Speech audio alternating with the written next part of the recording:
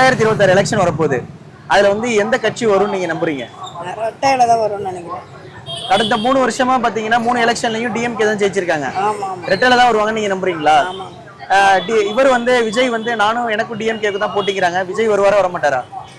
ரெட்டையில எடப்பாடி தான் வருவார். எடப்பாடி தான் வருவாங்க. என்னென்ன பிரச்சனைகள் இருக்குங்க? நம்மளை பிழைக்கணும். நம்ம விலைவாசிலாம் கம்மியாகணுங்க. நம்ம ஒன்று அது வேணும் கேட்கல. எங்களுக்கு விலைவாசி குறையணும். நாங்கள் நல்லபடியாக இருக்கணும். அவ்வளோதான். நல்லா சம்பாரித்து சாப்பிடணும். அவங்க வந்தால் நல்லா செய்வான்னு நினைக்கிறேன் சார். உண்மையாக அவங்க தான் வருவாங்க. ஏடிஎம்கே தான் வருவாங்க. நன்றி. 2026 வந்து யாரு வந்து ஜெயிப்பாங்க? எந்த கட்சி ஜெயிக்கும்னு நினைக்கிறீங்க?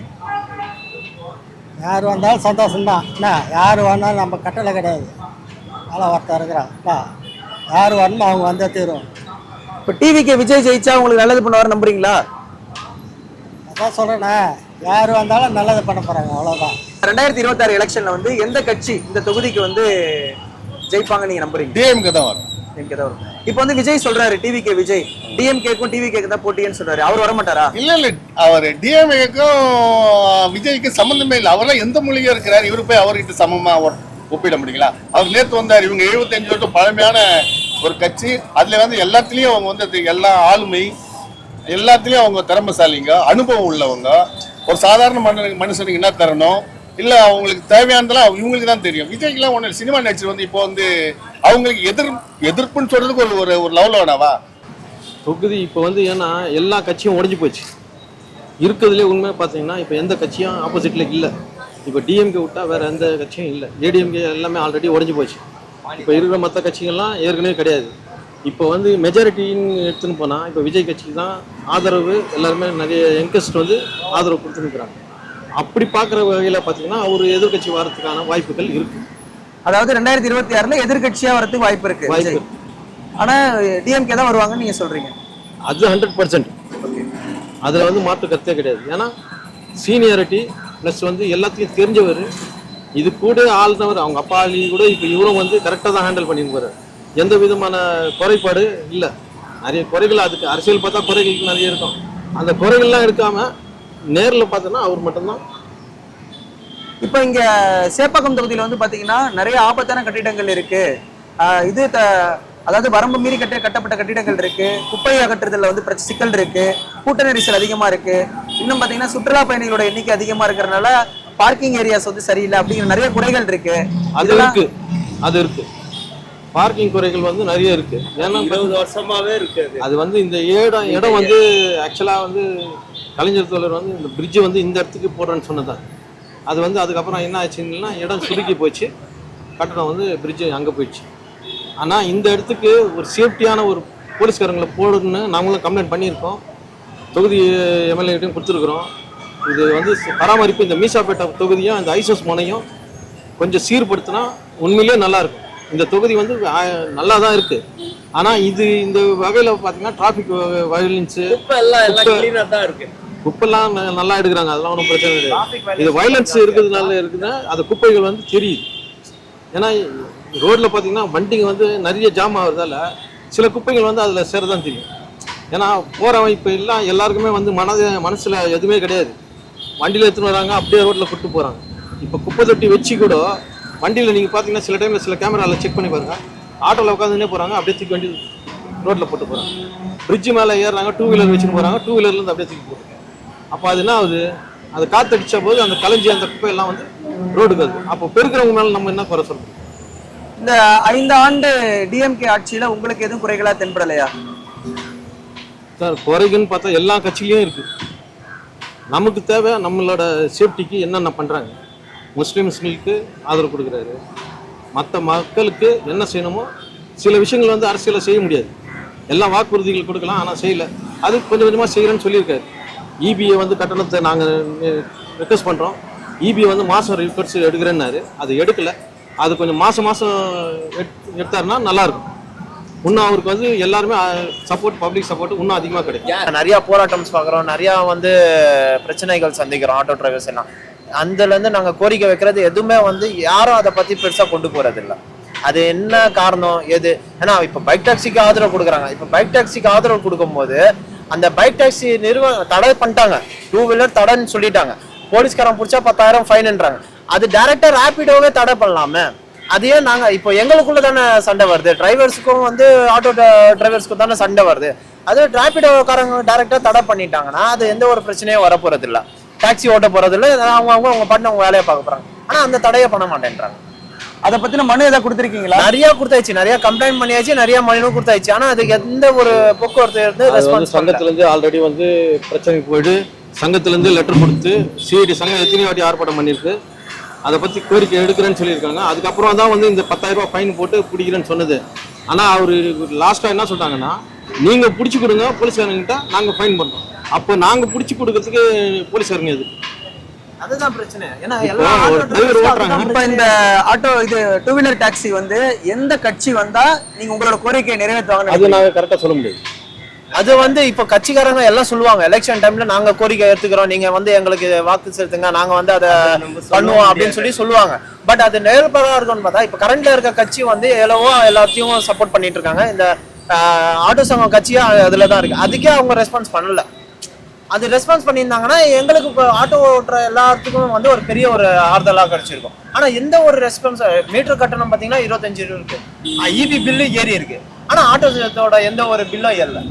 அப்படி இவ்வளவு பிரச்சனைகள் இருந்தாலும் 2026 நீங்க வரணும்னு விருப்பப்படுற கட்சி டிஎம்கே. அப்கோர்ஸ், ஏன்னா மெஜாரிட்டி பாத்தீங்கன்னா டிஎம்கே வந்து நிறைய கூட்டணி கட்சிகள் இருக்கு.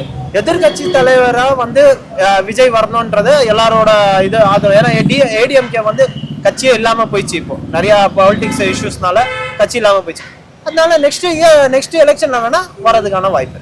இப்போ வந்து 2026 எலெக்ஷன்ல எந்த கட்சி ஆட்சிக்கு வந்தா நல்லா இருக்கும், இந்த தொகுதிக்கு யார் எம்எல்ஏ வந்தா நல்லா இருக்கும்னு நினைக்கிறீங்க? கட்சி வந்து எந்த கட்சி வரணும்னு சொல்லிட்டு இல்லை, பப்ளிக் சர்வீஸ்க்கு வந்து கட்சி வந்து ஹெல்ப் பண்ணணும். ஓகேவா? இப்போ வந்து நம்ம வந்து ஒரு இது பண்ணால் கம்ப்ளைண்ட் வந்து ரைஸ் ஆகணும். இந்த கம்ப்ளைண்ட் வந்து ரைஸ் ஆகாமல் வெயிட் பண்ணுங்க, நான் ஆக்ஷன் எடுக்கிறேன். இப்போ வந்து இந்த ஏரியாவுக்கு வந்து 5 வருஷமா கண்டினியூஸாக டிஎம்கே தான் வந்துன்னு. ஸோ ஒரு நிறைய பப்ளிக் ஆப்ஷன் வந்து கட்சி சேஞ்ச் பண்ணி பார்ப்போம், புதுசாக என்ன பண்ணுறாங்க. ஓகேவா? டெவலப் வந்து ஆகுது, சீக்கிரம் ஆக மாட்டேங்குது. கோரிக்கை வச்சா சீக்கிரமாக ஆக மாட்டேங்குது. ஸோ இந்த கட்சி தான் நான் சப்போர்ட் பண்ணுவேன்னு சொல்லிட்டு இல்லை, டிஃப்ரெண்ட் சேஞ்ச் ஆகி பார்ப்போம் என்ன பண்ண போறாங்க. 3 எலெக்ஷன்லையும் டிஎம்கே தான் இந்த தொகுதியில வந்து சிட்டிங் எம்எல்ஏவா இருந்துட்டு வராங்க. இப்போ 4வது எலெக்ஷன் நடக்க போது 2026ல. ஸோ இந்த தேர்தலில் வந்து நீங்க மாற்று அரசியலை நோக்கி போறீங்க அப்படின்னா எந்த கட்சிக்கு போவீங்க அப்படின்னு கேட்குறேன். மாற்று அரசு இப்போ வந்து இருக்கிறது 3 கட்சி தான் இப்போ. ஓகேவா? ADMK, DMK, TVK. இப்போ வந்து மாற்றமாகணும்னா புது கட்சி வந்தால் தான் சேஞ்ச் ஆகுதா இல்லையா சொல்லிட்டு பார்க்கணும். அதை நீங்க யாரு வரணும்னு விரும்புறீங்க? நீங்க மாற்று அரசியலா யாரை பாக்குறீங்க? டிவிகே, ஏடிஎம்கே, டிஎம்கேல நீங்க மாற்று அரசியலா யாரை பாக்குறீங்க? டிவிகே பாக்குறீங்க.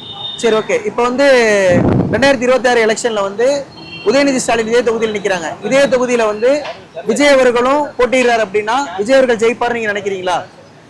அது டவுட்டு தான். ஏன்னா வருஷமா உதயநிதி இருக்கிற டைம்ல இப்போ திடீர்னு சொல்லிட்டு ஒரு புதுசா வந்து இப்போ பழைய ஆள் நிற்கிற டைம்ல அவங்களுக்கு ஓட்டு வருமா பார்த்தா பழைய ஆளுக்கு தான் வரும், புது ஆளுக்கு வரது டவுட்டு தான்.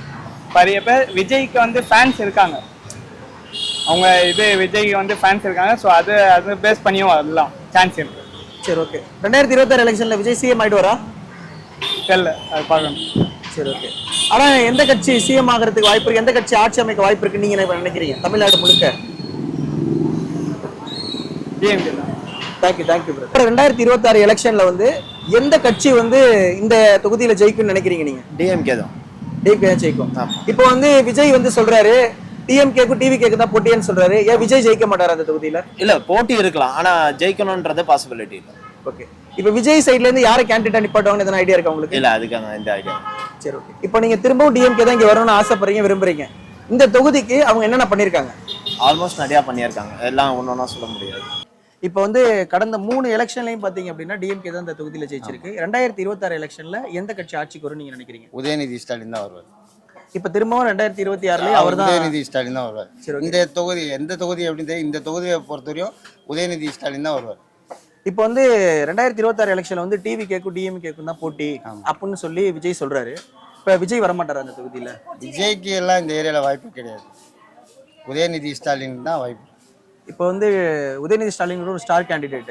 அவர் வந்து ஒரு மினிஸ்டரா இருக்காரு, இந்த தொகுதியோட எம்எல்ஏவும் இருக்காரு. இருக்காரு. இந்த தொகுதியில அவரு 5 வருஷமா எம்எல்ஏ பணியாற்றி இருக்காரு. இப்ப அவரை மாதிரி ஒரு ஸ்டார் கேண்டிடேட்டுக்கு ஆப்போனண்டா வந்து ஒரு கேண்டிடேட் நிப்பாட்டுறதுக்கு டிவிக்கு ஆள் இருக்காரு. யாரும் வரதுக்கு வாய்ப்பு இல்லை. யாரை நிப்பாட்டுவாங்கன்னு நினைக்கிறீங்க நீங்க? எனக்கு யார் நிப்பாட்டுவாங்கன்னு தெரியாது நமக்கு. இந்த ஏரியா இந்த தொகுதியை பொறுத்தவரைக்கும் உதயநிதி ஸ்டாலின் தான் வருவார். யார் எப்படிப்பட்ட டஃப் பார்ட்டி ஆப்போசிட் நின்னாலும் உதயநிதி தான் வருவார் இந்த ஏரியா. இப்ப 2026 எலெக்ஷன்ல எந்த கட்சி வந்து இந்த சட்டமன்ற தொகுதிக்கு திரும்ப ஜெயிக்கும்னு நினைக்கிறீங்க நீங்க? டிஎம்கே தான். ஜெயிக்கும்னு நினைக்கிறீங்களா, நீங்க விருப்பப்படுறீங்களா? இல்லை, அதான் எதுவும் மாற்றம்னும் போது நம்ம ஒன்றும் பேசுறதுக்கு வாய்ப்பு இல்லை. மாற்று இல்ல, ஆல்ரெடி அவங்க தானே இயற்கையில் அவங்க தான் இருக்காங்க, இப்பயும் அவங்க தான். சரி, ஓகே. இப்போ வந்து விஜய் வந்து டிஎம்கேக்கு நான் தான் ஆப்போனண்ட் அப்படின்னு சொல்லிட்டு இப்போ உதயநிதி ஸ்டாலினை எதிர்த்து விஜய் இந்த தொகுதியில வந்து நிக்கிறாரு அப்படின்னா நீங்க யாருக்கு ஓட்டு போடுவீங்க? யார் நல்லது செய்கிறாங்களோ அவங்களுக்கு போட வேண்டியதுதான். இல்லை, இந்த ஒரு வாட்டி மாற்றத்தை பார்க்கலாம். அப்ப யாருக்கு போடலாம்னு நினைப்பீங்க நீங்க? அது சொல்ல முடியாது. சரி, ஓகே. மாற்றத்தை நோக்கி நீங்க ஓட்டு போடுவீங்க. ஆமா. சரி, ஓகே. இது கடந்த 3 எலெக்ஷன்ல 15 வருஷமா பாத்தீங்கன்னா டிஎம்கே தான் இங்க சிட்டிங் எம்எல்ஏவா இருக்காங்க. ஆமா, இருக்காங்க. அவங்க இந்த தொகுதியோட குறைகள் எல்லாத்தையும் மேம்படுத்திருக்காங்கன்னு நினைக்கிறீங்களா? ஒரு அளவுக்கு பார்த்துட்டு இருக்காங்க. பாத்துருக்காங்க. அப்புறம் எதனால நீங்க மாற்றத்தை நோக்கி போறீங்க? அது சில விஷயங்கள் இருக்கு, அதை நம்ம வந்து வெளிப்படையா எதுவும் சொல்ல முடியாது. புரியுதுங்களா? எது சொன்னாலும் வந்து அது வேற மாதிரி தான் போகும். அதனால எதுவும் அதை பற்றி நம்ம அதிகமாக பேச முடியாது. இருக்கிற நிலைமைக்கு எப்படி இருக்கோ அதுக்கு தகுந்த மாதிரி நம்ம அட்ஜஸ்ட் பண்ணிட்டு போகிறது நல்லது. இப்போ இருக்கிற காலகட்டத்துக்கு யாரையும் வந்து இவங்க தான் வருவாங்க அவங்க தான் வருவாங்க. யார் நல்லது மக்களுக்கு செஞ்சால் எங்களுக்கு சந்தோஷம்தான். அது யாராக இருந்தாலும் சரி, வேறு ஒன்றும் எங்களுக்கு தேவை கிடையாது. இருக்கிற ஏழைப்பாழைங்க, வீட்டு வாடகை, சின்ன சின்ன தொழில் பண்ணுறோம், நிறைய பிரச்சனைகள் இருக்குது. அதெல்லாம் கணவனால் கைவிட்டவங்க, குழந்தைங்க, நிறைய அந்த மாதிரி விஷயங்கள் எங்களுக்கு நல்லது பண்ணணும். அவ்வளோதான். வேற எதுவும் நாங்கள் அவங்கக்கிட்ட கேட்க போதில்லை. யார் வந்தாலும் எங்களுக்கு சந்தோஷம். இந்த 5 வருஷத்துல வந்து டிஎம்கேண்டது நீங்க எதனா பயனடைஞ்சிருக்கீங்களா? இந்த மாதிரி எதனா ஒரு உதவித்தொகை அந்த மாதிரி ஓரளவுக்கு அடைஞ்சு மகளிர் உதவித்தொகை வாங்கிட்டு இருக்கீங்க? வாங்கிட்டு இருக்கோம். சரி, ஓகே. இருந்தாலும் வந்து ஒரு மாற்றத்தை நோக்கி பயணிக்கணும்னு நினைக்கிறீங்க? ஆமாம். அண்ணா வணக்கம். உங்க பேர் என்னண்ணா? கணேஷ். நீங்க எந்த தொகுதியில இருக்கீங்க? சேப்பாக்கம் தொகுதி. இந்த சேப்பாக்கம் தொகுதியோட எம்எல்ஏ யாருன்னு தெரியுமா உங்களுக்கு? ஸ்டாலின், உதயநிதி. ஓகே. இப்போ வந்து கடந்த 3 எலெக்ஷன்லையும் பாத்தீங்க அப்படின்னா டிஎம்கே தான் வந்து சிட்டிங் எம்எல்ஏவா இருக்காங்க இந்த தொகுதியில. இப்போ 2026 எலெக்ஷன்ல எந்த கட்சி வந்து திரும்ப எம்எல்ஏ வருவாங்கன்னு நீங்க நினைக்கிறீங்க? டவுட்டு தான். உங்களோட விருப்பம் என்ன? எந்த கட்சி வருவாங்க பெரும்பான்மையா சொல்ல இருப்பாங்க? முடியாது, எல்லாம் பிரிஞ்சு இருக்குல்ல, எல்லாம் பிரிஞ்சு இருக்கு, அதால எதுவுமே சொல்ல முடியாது. இப்போ வந்து டிஎம்கேக்கும் டிவிகேக்கும் தான் போட்டி அப்படின்னு சொல்லிட்டு விஜய் சொல்றாரு. இப்போ வந்து விஜய் இந்த எலெக்ஷன்ல ஜெயிக்கிறதுக்கு வாய்ப்பு இருக்கா 2026 எலெக்ஷன்ல? அது சொல்ல முடியாது, மக்களுடைய இதுதான். இப்போ 2026 வந்து எகைன் வந்து திரும்பவும் இதே தொகுதியில வந்து உதயநிதி ஸ்டாலின் தான் போட்டியிட போறாங்க அப்படின்னு சொல்றாங்க. அவரை எதிர்த்து ஒருவேளை வந்து விஜய் இந்த இடத்துல உதயநிதி ஸ்டாலின் எதிர்த்து போட்டிட்டா நீங்க விஜய்க்கு ஓட்டு போடுவீங்களா? விஜய்க்கெல்லாம் சொல்ல முடியாது சார், அதெல்லாம் சொல்ல முடியாது. இங்கே யார் சார் வந்து பார்க்குறாங்க? யாரும் பார்க்கறதில்ல. எதுக்கு அது ஓட்டு போடணும்? ஓட்டு போடாமல் இருக்கிறது வேஸ்ட். ஜனநாயகத்துக்கோசம் ஓட்டு போடலாம், அதுக்கோசம் கட்சிக்கோசம் ஓட்டு போடக்கூடாது. எந்த எம்எல்ஏ வந்தாலும் யாரும் ஒன்றும் பார்க்க மாட்டாங்க, கேட்க மாட்டாங்க, எதுவுமே சொல்ல மாட்டாங்க. என்ன பார்க்குறாங்க தொகுதியில் வந்து? யாரும் பார்க்கறதில்ல. என்னத்துக்கு அது போடணும்? இந்த தொகுதியில் என்னென்ன பிரச்சனை இருக்குன்னு நினைக்கிறீங்க நீங்க? எல்லாம் பிரச்சனை இருக்குது. இங்கே வாடகை ஏற்றுறாங்க, எல்லாம் ஏற்றுறாங்க, ஒரு 100% ஏற்றுறாங்க. அது யார் வந்து கேட்குறாங்க? லெட்டரே ஏற்கனவே கொடுத்தேன், உதயநிதி எம்எல்ஏ ஆவது முன்னே கொடுத்தேன், ஒன்றும் ஸ்டெப் எடுக்கல. அதுக்கு என்னத்துக்கு ஓட்டு போடணும்? அவ்வளோதான். அப்போ 2026 வந்து மாற்றத்தை நோக்கி நீங்கள் ஓட்டு போடலான்னு இருக்கீங்களா? மாற்றம் வரும். அப்போ டிஎம்கேக்கு மாற்று கட்சியை நீங்கள் எதை நினைக்கிறீங்க? அதெல்லாம் நினைக்க முடியாது சார். இதெல்லாம் இப்போது நிறைய பிரிஞ்சிச்சு ஓட்டெல்லாம். வேற என்ன பிரச்சனைகள் இருக்கு இந்த தொகுதியில்? நிறைய பிரச்சனை சார். யார் கண்டு இது பண்ணுறாங்க? யாருமே செய்யுது. நான் இந்த மார்க்கெட்டை பற்றி எல்லாமே லெட்டரும் கொடுத்தேன், எம்எல்ஏ ஆகிறதுக்கு முன்னே கொடுத்தேன், அது ஸ்டெப் எடுக்கலை. என்ன பண்ணுறது? அதுக்கு என்னத்துக்கு ஓட்டு போடணும்? நம்ம நேரடியாக ஒரு கேள்வி கேட்குறேன். 2026 எந்த கட்சி இங்கே வந்துச்சு திரும்ப வந்து ஜெயிச்சிச்சு அப்படின்னா இந்த உங்களோட பிரச்சனைகளை தீர்க்கும் நீங்கள் நம்புறீங்க? எதுவும் நான் எந்த எம்எல்ஏ நம்ப முடியாது சார், எந்த எம்எல்ஏ நம்ப முடியாது. எல்லாம் சம்பாரிச்சு சென்ட்ரல் கவர்மெண்ட்டுக்கு தான் கொடுப்பாங்க. இப்போ டிவிகே விஜய் வந்து புதுசாக கட்சி ஆரம்பிச்சிருக்காரு. ஆமாம். இப்போ அவருக்கு வந்து ஓட்டு போட்டால் அவர் பண்ணுவார், இதெல்லாம் செயல்படுத்துவார், அதெல்லாம் சொல்ல முடியாது, வந்தால் தான் சொல்ல முடியும். 2026 எலெக்ஷன்ல எந்த கட்சி திரும்ப இந்த தொகுதிக்கு எம்எல்ஏ வருவாங்கன்னு நினைக்கிறீங்க? உதயசூரியன் தாங்க வரும். உதயசூரியன் தான் வரும். சரிக்கா, கடந்த 3 எலெக்ஷன்லையும் உதயசூரியன் தான் இந்த இடத்துல ஜெயிச்சிருக்காங்க. ஓகேவா? இப்போ வந்து விஜய் என்ன சொல்றாரு அப்படின்னா டிஎம்கேக்கும் டிவிகேக்கும் தான் போட்டின்னு சொல்றாரு. இப்போ அவர் வந்து உதயநிதி ஸ்டாலின் எதிர்த்து நின்னா ஜெயிக்கிறதுக்கு வாய்ப்பு இருக்கா? உதயஸ்டாலின் தாங்க வருவாரு. விஜய் எதிர்த்து நின்னாலும் உதயநிதி ஸ்டாலின் தான் ஜெயிப்பாரா?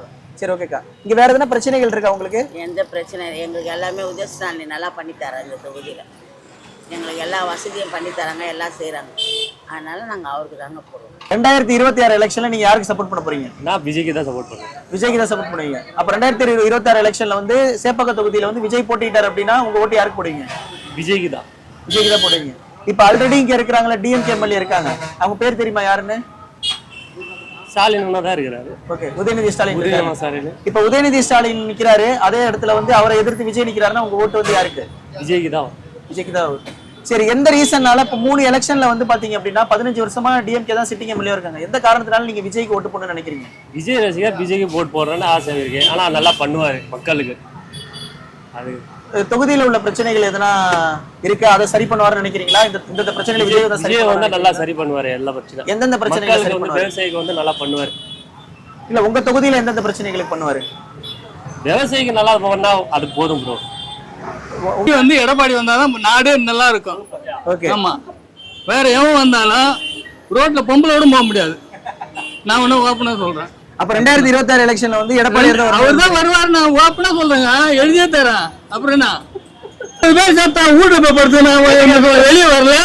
அதே எடப்பாடி தான் நான் சப்போர்ட் பண்ணாரு. இல்லைன்னா தூக்கி உள்ள போட்டுப்பாங்கல்ல. நீங்க வந்து நான் தான் மந்திரி, நான் தான் கந்திரி, நான் யார் வரும்?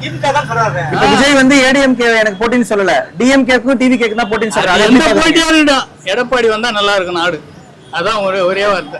இப்ப எடப்பாடி எலெக்ஷன்ல ஜெயிச்சு வந்தார் அப்படின்னா அவருக்கு எதிர்கட்சி யார் இருப்பாங்கன்னு நினைக்கிறீங்க? எதிர்கட்சி யாரு? எதிர்கட்சியா வந்தா விஜய் வருவான். சப்போ எதிர்கட்சிக்கு விஜய் தான் வருவான். இது டம்மி பீஸ் போனது தான் இது.